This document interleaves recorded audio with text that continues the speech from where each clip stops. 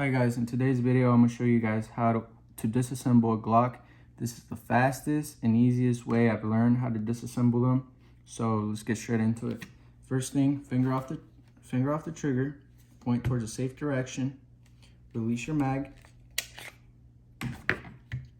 Now cock it back, make sure that there's no bullet in there.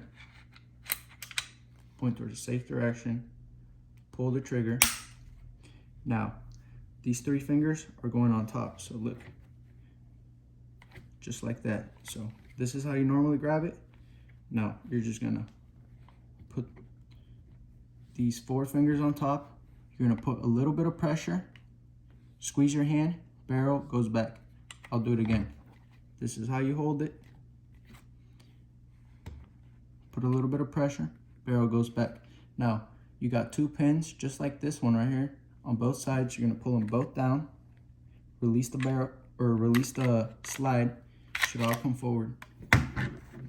After here, you're gonna push forward on this little spring and just push forward and then point it down, should come straight out. Barrel, similar thing. You kind of push it forward and then wiggle it out. It's that easy, guys. Super easy, super simple to put it back on, just like you took it out. Push the barrel in, put it back. So for this little spring, this little circle always goes forward. The one that has a little hole in the back always goes in the back.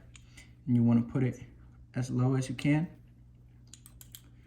So kind of push it forward, release it as low as you can.